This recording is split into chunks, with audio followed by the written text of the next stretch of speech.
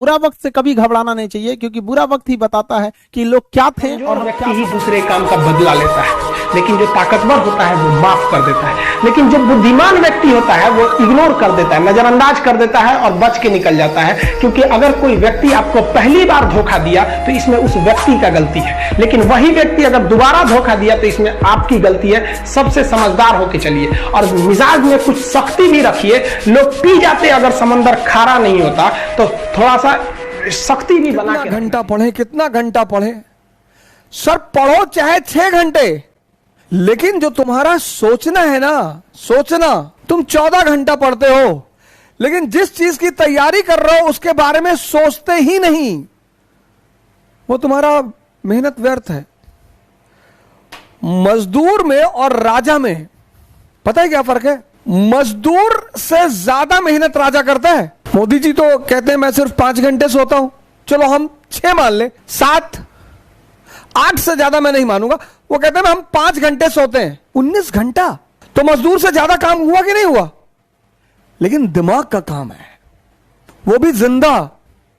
मजदूर 10 घंटे काम करेगा, 12 घंटा करेगा, लेकिन बेहोश। अगर तुम मेहनत के दृष्टिकोण से देखो तो राजा मजदूर से ज्यादा श्रम करता है, लेकिन राजा जागृत होकर श्रम करता है। मजदूर, राजा बनने के लिए बस एक चीज जरूरी है, इसीलिए हर आदमी, बहुत लोग आते तैयारी करने हैं और एक से एक लंबरदार, तीरंदाज, तैमूर, लेम, मंगोल, चंगेज खान, वापस चले आते और साधारण से लड़के रैंक लगा लेते।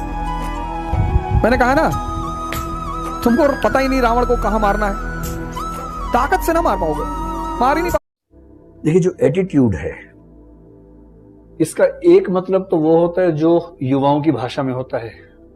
आप लोगों की दुनिया में चलता है ना कि बहुत एटीट्यूड दिखाती है या दिखाता है, ये भाषा चलती है आप लोगों के बीच में ना, अरे बहुत एटीट्यूड है। एक तो वो वाला शब्द होता है, जैसे कोई किसी से कहेगी क्या मैं आपसे बात कर सकता हूं, वो कहेगी तेरे जैसे 500 आते हैं रोज, चल यहां से, चल यहां से। ये क्या है? एटीट्यूड है। इस एटीट्यूड का सही अर्थ है बदतमीजी। एटीट्यूड का सही मतलब अगर समझना एकदम देसी भाषा में वो है रुझान। तो आपका किसी व्यक्ति, किसी वस्तु, किसी विचार, किसी भाव या कुछ भी के प्रति अगर रुझान है तो हम कहेंगे कि आपका उसके प्रति पॉजिटिव एटीट्यूड है। ठीक है? मैं अकेला अपने केबिन में था, वो आया, सर बात करनी है आपसे। उनका आ जाओ बात कर लो भाई। आया, देखो तो देख तो मेरा आसपास, सब दरवाजा बंद कर लूंगा, कर लो दरवाजा बंद। मुझे शायद कोई बड़ी पर्सनल बात करना चाह रहा है, कुछ खास बात होगी, दरवाजा बंद करके बोला सर, एक खास चेहरा बना के, वो चेहरा मैं आज तक भूल ही नहीं पा रहा हूँ, मेरी आंखों में बना हुआ है चेहरा घुमा के कॉन्फिडेंस से कि सर पहला रैंक कैसे आता है, पहला रैंक कैसे आता है। अब मेरे सामने दोहरी चुनौती थी, तो हंसना नहीं है, दूसरा कॉन्फिडेंस कम भी ना हो, मैं क्यों वजह बनूं किसी का आत्मविश्वास कम होने के।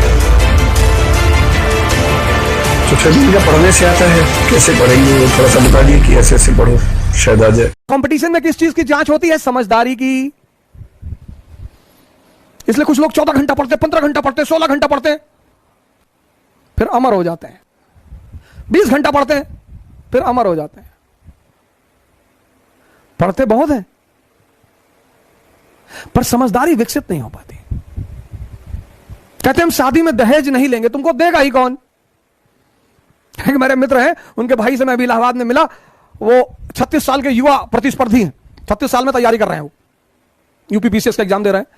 तो विवाह उनका हुआ नहीं है, तो उन्होंने कहा मैं विवाह में दहेज नहीं लूंगा। अबे मैंने कहा तुम्हें देगा कौन? हमने कहा इसीलिए तुम्हारा सिलेक्शन नहीं हो रहा है, तुमको कौन दहेज देगा? तुम्हारी खुद की कीमत ही नहीं है। कीमत घोड़ों की लगती है, खच्चर और गधों की नहीं लगती। हाँ, खच्चर और गधों को भी कुछ मिल ही जाएगा, स्प्लेंडर मिल गया। तुम कल यूपीपीसीएस में फर्स्ट रैंक आकर कहो मैं दहेज नहीं लूंगा, तब माना जाएगा।